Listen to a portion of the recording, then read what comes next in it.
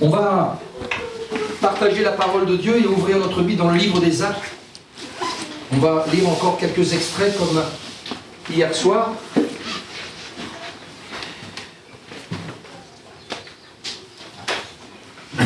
Acte 3. Acte chapitre 3.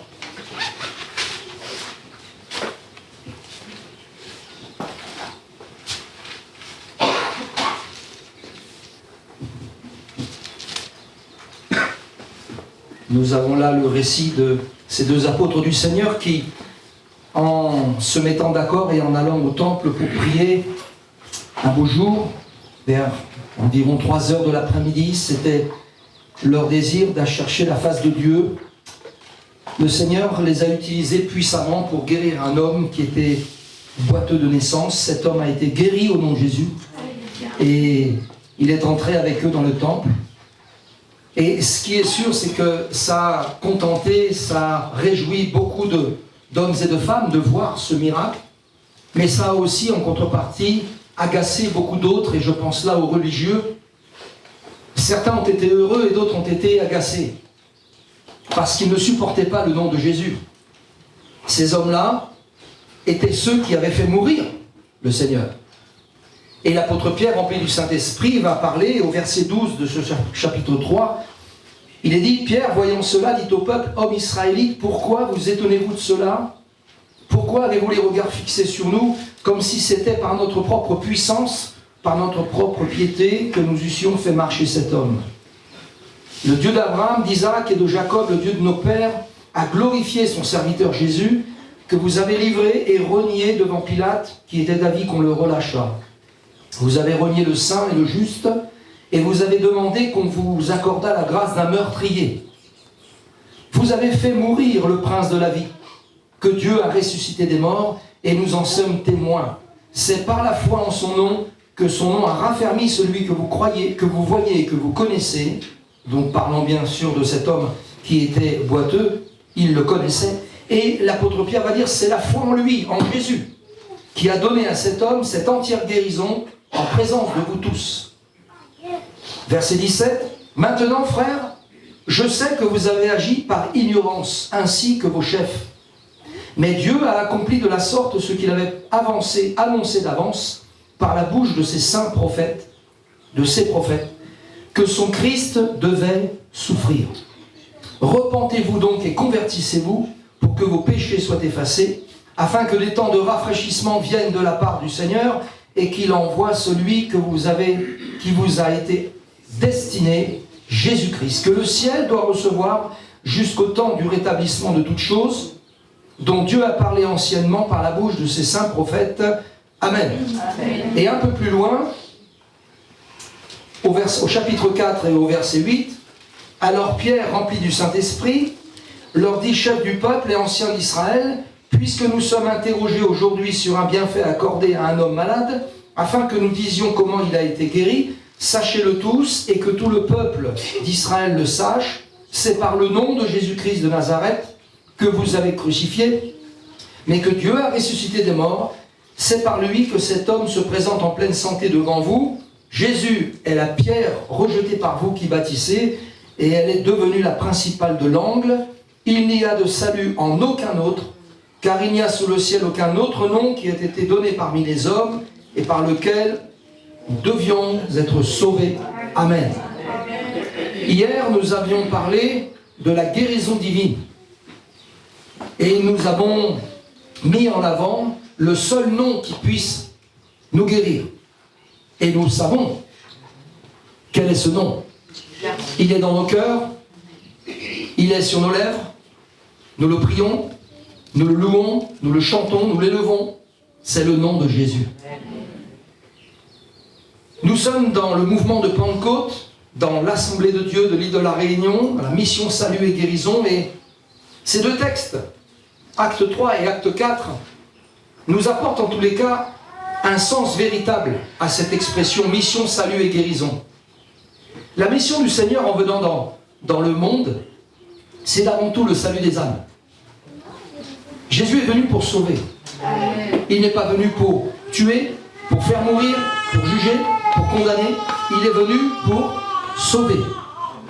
Le Fils de l'homme est venu non pour perdre, mais pour sauver. Et dans tous les miracles que Jésus accomplit, qu'il a accomplis et qu'il peut accomplir encore aujourd'hui, son but reste le même. Les miracles sont là, sont manifestes, et nous voulons que le Seigneur se glorifie encore dans nos vies. Rappelons-nous, nous qui croyons, vous croyez? Amen. Je crois, nous croyons. Eh bien, Jésus a dit, voici les miracles qui accompagneront ceux qui auront cru. Et ceux qui se maintiendront dans la foi, qui continueront de croire. Et il va énumérer, en donnant quelque part la feuille de route à ses disciples, et en faisant d'eux ses témoins qu'il établit, qu'il envoie, et qu'il soutient aussi, parce que la Bible nous dit qu'il travaille avec eux. Aussitôt le Seigneur leur avait dit ces choses, qu'ils allèrent et qu'ils prêchèrent partout la parole de Dieu. Et le Seigneur travaillait avec eux. Amen. Le but de Jésus, c'est de sauver. Quel que soit le miracle qu'il accomplit dans notre vie, que son nom soit béni, mais son but est de nous sauver. La plus grande des choses, c'est le salut de notre âme. Il n'y a pas de chose plus grande que cela. C'est la chose la suprême que Dieu nous accorde. Et cette pensée que je partage avec vous ce soir, ce message, je l'intitule « Il n'y a de salut en aucun autre ». Hein, c'est pas compliqué, je ne me suis pas cassé la tête, j'ai juste repris, eh bien le verset 12, « Il n'y a de salut en aucun autre ». Et vous voyez, le nom de Jésus n'est pas cité dans cette phrase, mais nous savons qu'elle nous renvoie à Jésus. Pourquoi? Parce que, bien évidemment, nous avons les Écritures, notre message est centré sur une personne qui est Jésus, et le salut, qui est la plus grande des choses, ne peut se trouver qu'en lui seul. Le salut, premièrement, il a été préparé d'avance. Vous savez, il y a dans les évangiles des paraboles qui nous sont données par le Seigneur pour nous enseigner les choses du royaume de Dieu. Il prend des images de la vie courante, de la vie de tous les jours, pour, quelque part, nous amener à considérer des vérités célestes, des réalités du ciel. Et il y en a une, c'est la parabole des noces, où eh bien, un roi donne des noces pour son fils, et il veut que la salle des noces soit remplie. Il a déjà tout préparé. Tout est prêt.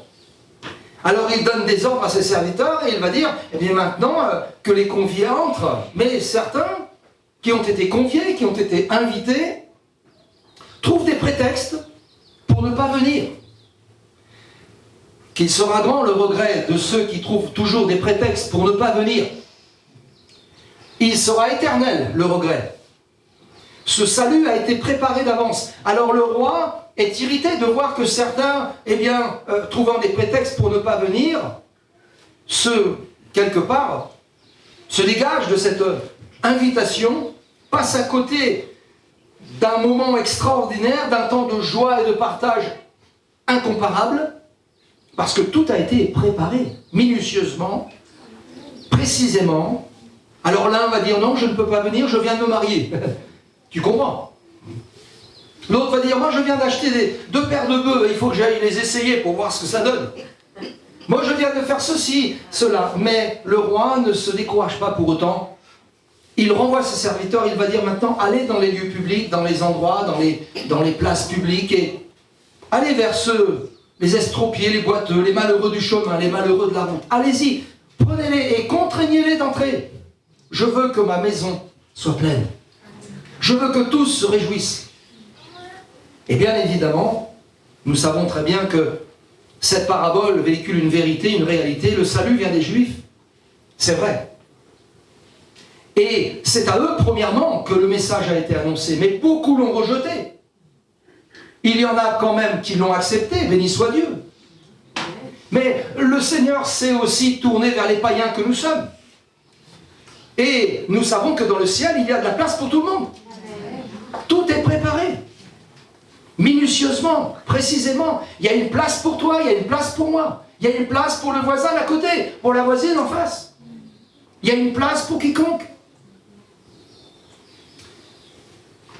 Dans Matthieu 25, verset 34, ces versets de l'Écriture, je me sers de ces versets comme un appui biblique pour rappeler que le salut a été préparé d'avance. Ce n'est pas quelque chose que Dieu a, je dirais, pensé à la dernière minute. Il avait déjà préparé les choses avant même que le monde fût. Matthieu 25, verset 34. C'est un extrait de ce passage qui nous parle de la fin des temps. Alors le roi dira à ceux qui seront à sa droite, venez, vous qui êtes bénis de mon Père, prenez possession du royaume qui vous a été préparé dès la fondation du monde. Amen. Et rappelons-nous de ce Siméon, cet homme de Dieu, ce prophète de Dieu, qui a vécu du temps de la naissance de Jésus. Il était là, il a vu le Seigneur, il a même pris dans ses bras l'enfant, Jésus, et il a prophétisé sur Jésus. Pas seulement sur lui, mais aussi, lui, au centre de la prophétie, mais il a aussi prophétisé sur tous ceux et toutes celles qui ou l'accepteraient ou le rejetteraient. Mais en tous les cas, sa prophétie, globalement, elle a été très large. Et il va dire, maintenant, Seigneur, tu laisses ton serviteur s'en aller en paix, selon ta parole.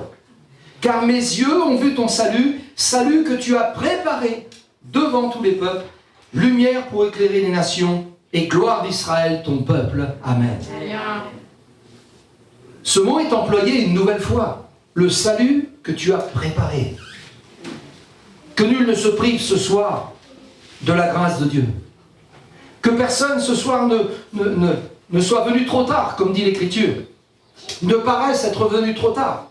Que personne ce soir ne se sente pas concerné, mais que chacun d'entre nous, nous puissions considérer la main tendue du Seigneur et la grâce qui sauve. J'en viens justement à la grâce. Parce que le salut a été préparé d'avance. Le salut en Jésus-Christ. Il n'y a de salut en aucun autre. C'est lui qui est l'auteur de notre salut.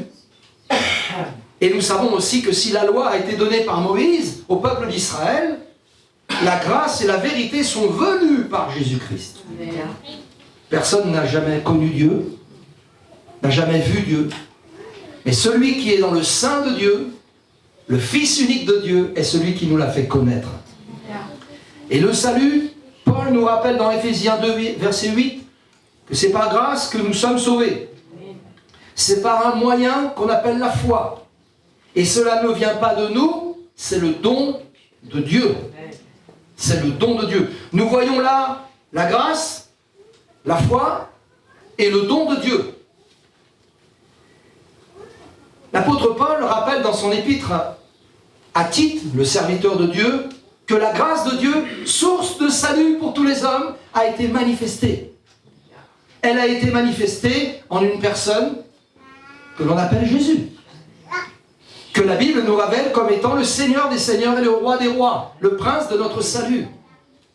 La grâce de Dieu, elle a été manifestée. Et la grâce de Dieu est la seule source de salut pour les hommes. C'est par grâce que vous et moi, nous pouvons être sauvés pour l'éternité. Et puis, il nous est parlé de la foi.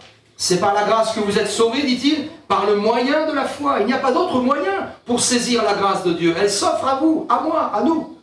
Mais par quel moyen allons-nous la saisir? Nous en emparer de la grâce de Dieu? Eh bien, c'est par le moyen de la foi. Aussi simplement. Il faut croire dans la grâce de Dieu. Il faut croire ce soir encore dans la grâce de Dieu. Dieu fait grâce aux pécheurs repentants. Dieu fait grâce pour toutes nos offenses. Dieu fait grâce si nous nous repentons, si nous nous tournons vers lui, si nous nous humilions sous sa main puissante. Il nous fait grâce. Il me dit, je te fais grâce, mon enfant.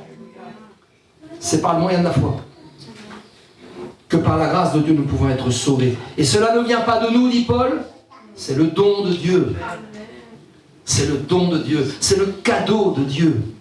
Quel cadeau! Vous aimez recevoir des cadeaux? Moi aussi. Je ne vous dis pas ça pour que vous me fassiez des cadeaux.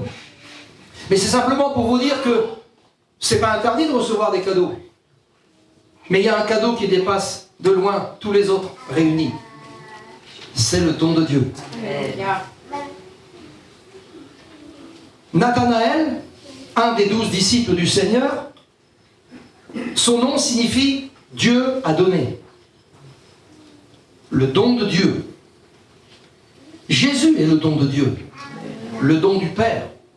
Et cela, je ne vous apprends rien, vous connaissez comme moi, autant que moi, ce verset 16 du chapitre 3 de l'évangile de Jean, car Dieu a tant aimé le monde qu'il a donné. Il a donné son Fils unique, afin que quiconque croit en lui, en Jésus, ne périsse pas dans ses péchés, mais qu'il ou elle ait la vie éternelle. Paul prend soin de dire dans Éphésiens 2:8, c'est par grâce que vous êtes sauvés, par le moyen de la foi. Cela ne vient pas de vous, c'est le don de Dieu. Le salut nous a été préparé d'avance, alors ne passons pas à côté, saisissons-le. Le salut s'obtient par grâce, par un moyen qu'on appelle la foi. Le salut ne peut devenir réalité dans notre vie que sur la base du sacrifice. On ne peut pas parler du salut en Jésus-Christ si on met de côté la notion de sacrifice, vous comprenez? Jésus, il est notre sacrifice. Nous avions besoin, vous et moi, de l'effusion de sang de Jésus pour que nous soyons pardonnés de nos péchés et lavés par son sang. Hébreux chapitre 9 verset 22, il est dit presque tout d'après la loi est purifié avec du sang, mais sans effusion de sang, il ne peut y avoir de pardon. Alors il y avait la loi, avec les rites sacrificiels de la loi. Mais Jésus, quand il est venu dans le monde, il a mis un terme au sacrifice selon la loi. Parce qu'il est lui-même le sacrifice. Jean-Baptiste dira de lui, Jean chapitre 1er verset 29, il déclare, quand il voit Jésus venir à lui pour être baptisé, il dit, voici l'agneau de Dieu qui ôte le péché du monde. En venant dans le monde, Jésus met un terme à la loi sacrificielle. Ce n'est plus le sang des boucs et des taureaux, des béliers qui peuvent purifier nos consciences des œuvres mortes, mais c'est le sang de Jésus. Et le salut que nous obtenons par grâce, par le moyen de la foi, ne peut être réalité que sur la base du sacrifice de Jésus. Dieu a tant aimé le monde qu'il a donné son Fils unique, en rançon, en sacrifice. Et une belle image de l'Ancien Testament qui nous renvoie à la réalité du don de Dieu, c'est Genèse chapitre 22, où il est parlé du patriarche Abraham, à qui Dieu a donné le fils de la promesse, Isaac. Et lorsque Isaac avait grandi, était sevré et qu'il était encore jeune, Dieu donne ordre à Abraham de lui offrir son fils, celui qu'il aimait. Et Abraham ne va pas refuser cela. Il va se soumettre à Dieu. Il va monter sur cette montagne après 3 jours de marche. Celle que Dieu lui avait montrée, pas n'importe laquelle. Il laissera au pied de cette montagne ses serviteurs. Et il montera avec l'enfant. Et il ira jusqu'à lier l'enfant, le mettre sur l'autel qu'il aura dressé et porter la main, le couteau sur l'enfant pour le sacrifier comme Dieu l'avait demandé. La Bible nous dit un peu plus loin que, Abraham était tellement dans une confiance en Dieu, une foi tellement profonde et absolue, qu'il savait que Dieu pouvait lui rendre son fils par une forme de résurrection. Et Dieu lui a dit, arrête, ne porte pas la main sur moi. J'ai vu ce que je devais voir. Je t'ai mis à l'épreuve. Je t'ai éprouvé dans ta foi et dans ta confiance en moi. Mais maintenant, j'ai vu ta loyauté, ton obéissance. Ce passage de l'Écriture, bien évidemment, est une préfiguration du sacrifice de Jésus. Mais lorsque Jésus a été crucifié, il a dû souffrir et il est mort. Si Dieu a dit à Abraham, arrête, stop, ne fais pas de mal à l'enfant, Jésus, lui, le Fils de Dieu, a dû aller jusqu'à la mort. Et Dieu le Père ne l'a pas épargné de cela, parce qu'il n'était pas possible. Dans son plan parfait de salut pour vous et moi, il fallait que Jésus meure. Il fallait que son sang coule sur le bois de la croix, entre ciel et terre. Il fallait que le Fils unique de Dieu donne sa vie en rançon pour plusieurs que nous sommes, pour le monde entier en réalité. Jean-Baptiste, je le répète, a dit, voici l'agneau de Dieu, l'agneau qui doit être sacrifié. Personne ne comprenait à ce moment-là véritablement cette déclaration prophétique de Jean-Baptiste. Il était prophète. Qui sont ceux qui ont compris que Jésus était l'agneau qui devait être immolé? Mais plus tard, ils le comprendront. Ils en seront même les témoins. Et ils comprendront qu'il ne pouvait y avoir de salut sans la mort de Jésus. Mais sa mort a été suivie de sa résurrection. Alléluia. C'est pour cela que nous sommes pleins d'espérance au sujet de Jésus-Christ et du salut qu'il nous offre, parce qu'il est vivant. Un autre point concernant le salut, c'est la persévérance qui s'y attache. Vous savez comme moi ce que Jésus a dit lui-même dans Matthieu 24, 13. Celui qui persévérera jusqu'à la fin sera sauvé. Amen. Il enseigne sur le salut, Jésus, maintes fois dans ses évangiles, dans ses paroles, dans ses enseignements, au sujet du baptême, par exemple, celui qui croira et qui sera baptisé sera sauvé. Mais celui qui ne croira pas sera condamné. Il se condamnera lui-même en refusant le plan de grâce que Dieu lui offre.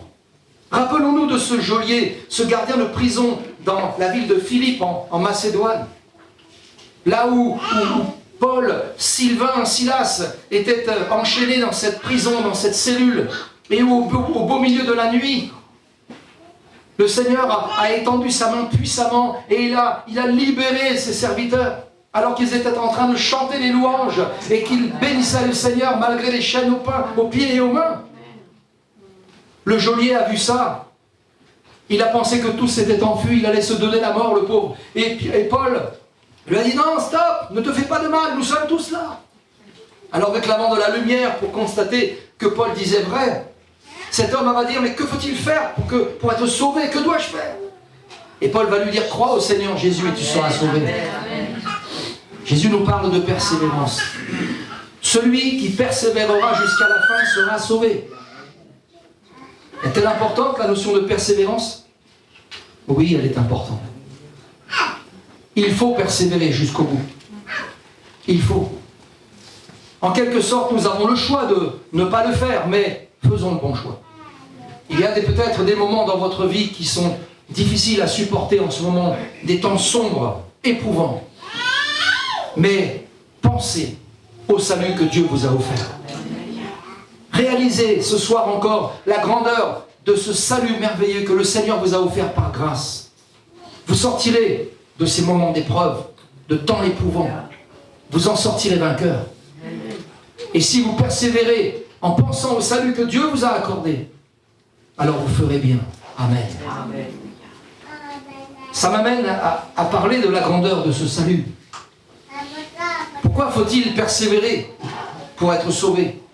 Pourquoi faut-il penser à ce salut en toutes circonstances et le ramener toujours devant nos yeux et sur les tables de nos cœurs?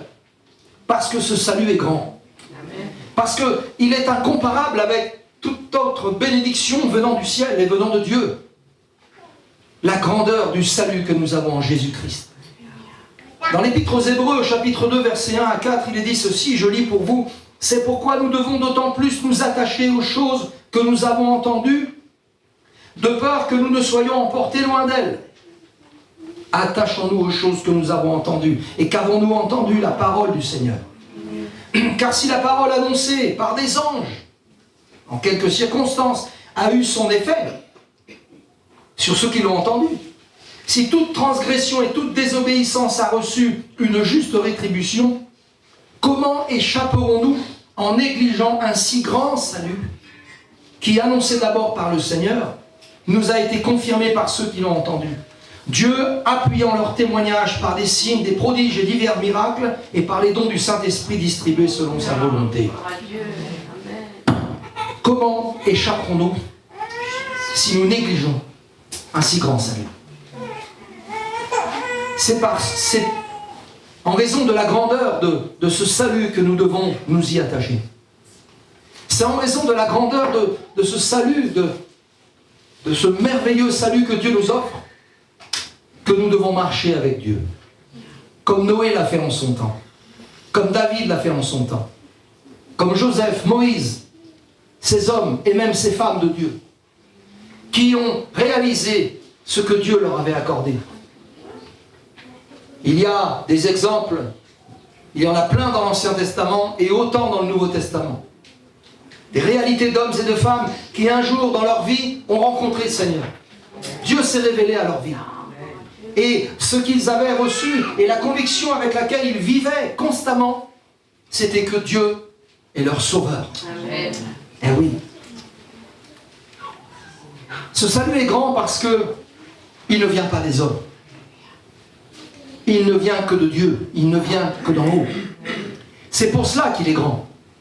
Ce salut est grand parce que le prix qui a été payé n'est pas un modeste prix. On ne peut pas estimer une goutte de sang de Jésus, l'agneau de Dieu. Le prix qui a été payé est plus que grand. Nous n'avons même pas les mots humainement pour décrire ou pour apporter une valeur au prix qui a été payé pour notre rachat. Voilà pourquoi le salut est grand.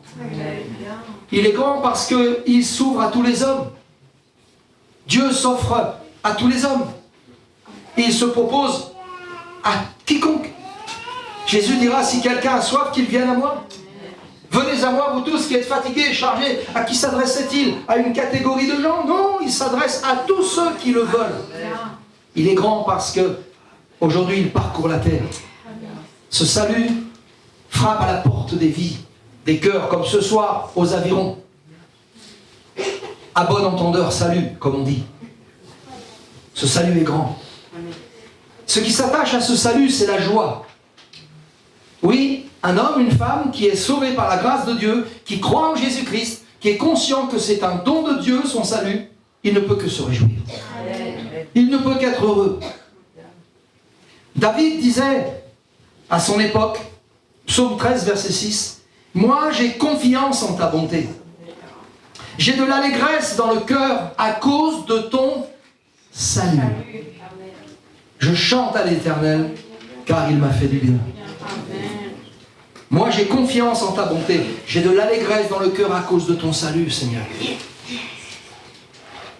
Dans un moment douloureux de son existence, un moment où il s'est complètement égaré loin de la volonté de Dieu et où il a été piégé par le diable et par les tentations de la chair, où ça a été pour lui comme une spirale qui n'en finissait plus de le râler vers le bas. Il a commis l'adultère, il a menti, il a commis un meurtre, il a voulu cacher sa transgression. Il sait que ça n'allait pas. Il était diminué au plus haut point, tout domaine confondu de son existence, et pourtant il n'avouait pas ses fautes. Mais à un moment donné, il va dire, j'ai avoué ma transgression à l'Éternel. Psaume 32. Et l'Éternel m'a lavé de mon péché. Tant que je me taisais, mes os se consumaient au-dedans de moi. Mais quand j'ai avoué mes transgressions à l'Éternel, alors il m'a pardonné. Et il va aller jusqu'à dire ceci dans le psaume 51, verset 14, le psaume où il exprime sa profondeur de cœur devant Dieu, où il se repent. Il va dire, rends-moi la joie de ton salut, Seigneur éternel, et qu'un esprit de bonne volonté me soutienne. Rends-moi la joie de ton salut. On peut en déduire que cet homme l'avait momentanément perdu, la joie de son salut. Et pourquoi? Parce qu'il y avait dans sa vie des choses contraires et étrangères à la volonté de Dieu. Et si un croyant a dans sa vie des choses, des péchés ou des passions ou des choses qui sont contraires à la volonté de Dieu, il ne peut pas véritablement se réjouir du salut que Dieu lui a offert. Il est comme incapable de le faire. C'est pas la peine qu'il essaye de fabriquer une joie ou artificielle ou autre. Non, non, non. Ce qui s'attache au salut, c'est la joie d'en haut. Eh oui, c'est la volonté de Dieu. Un certain prophète Habakkuk, quand il était conscient par le Saint-Esprit de ce qui allait arriver à ce peuple d'Israël qui avait malheureusement tant de fois irrité le cœur de Dieu, il va dire toutefois, je veux me réjouir en l'Éternel. Je veux me réjouir dans le Dieu de mon salut. Parce qu'il y a de la joie qui s'attache au salut que Dieu nous offre. Un chrétien, une chrétienne peut véritablement, de manière équilibrée, raisonnable, se réjouir pendant sa vie sur la terre. Se réjouir, même s'il y a quelques épreuves. Il faut le dire, On ne peut pas cacher cette réalité. Jacques, Pierre, dans leurs épîtres, ont parlé de cette joie, même au milieu des épreuves. Ils ont dit, quoi que vous soyez pour un peu de temps attristés par diverses épreuves, un jour vous verrez le Seigneur. Gardez la foi. Votre foi est plus précieuse que l'or périssable. Vous serez dans la réalité d'une joie ineffable et glorieuse lorsque Christ apparaîtra dans votre vie.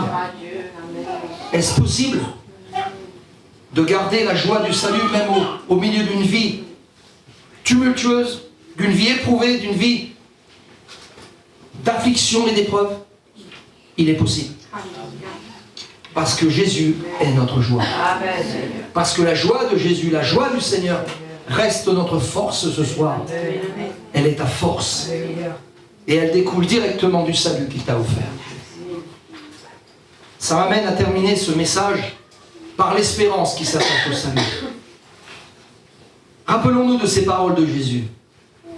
Jésus a dit, lorsque je m'en serai allé, et que je vous aurai préparé une place, alors je reviendrai, et je vous prendrai avec moi, afin que là où je suis, vous y soyez aussi. Nous avons commencé ce message en parlant de la réalité d'un salut qui a été préparé d'avance. Le roi dira à ceux qui sont à sa droite, à ses brebis, venez, prenez possession du royaume qui a été préparé dès la fondation du monde. Et Jésus reprend ce verbe préparer en parlant de l'espérance qui s'attache au salut.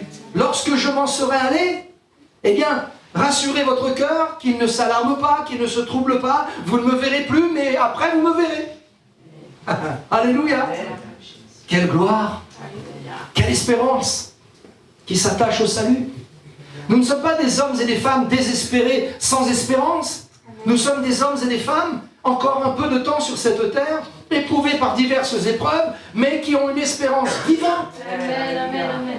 Celle de savoir que Jésus s'en est allé il y a 2000 ans, et qu'il reviendra comme il l'a promis. Amen. Et qu'a-t-il à aller faire? Il est parti nous préparer une place. Amen. Vous savez, quand un enfant entend cela, je ne vais pas dire que ça produit des rêves dans son petit cœur d'enfant, mais ça le réjouit. Et vous savez, nous sommes enfants. Enfants de Dieu. Par le pouvoir que la foi nous a donné, nous sommes devenus enfants de Dieu. Ce n'est pas la volonté des hommes, ni de la chair, ni du sang, ni des parents, mais c'est la volonté du Père, de notre Père Céleste. Lorsque je m'en serai allé et que je vous aurai préparé une place, je reviendrai. Et cela n'est réalité que pour ceux qui sont sauvés. Ceux qui ne sont pas sauvés manqueront le rendez-vous. Ceux qui ne seront pas prêts, à ce moment-là, n'auront pas le temps de dire « Seigneur, attends ! Attends ! Là, je viens de comprendre en une fraction de seconde que tout ce que tu disais était vrai, que tout ce que le pasteur disait était vrai, que tout ce que les chrétiens disaient était vrai. Maintenant, là, je viens d'en me rendre compte. S'il te plaît, accorde-moi 5 minutes. » Ça ne se passera pas comme ça. En un clin d'œil, au son de la trompette de Dieu, à la voix d'un archange, plus rapide que l'éclair, celui qui part de l'Orient et qui va à l'Occident, qu'on a à peine, on ne le voit jamais en réel d'ailleurs, l'éclair. Sur la mer, des fois, il y a des temps un peu orageux, masse d'air chaud, d'air froid, il y a des éclairs, on les voit pas en direct. Hein. En réalité,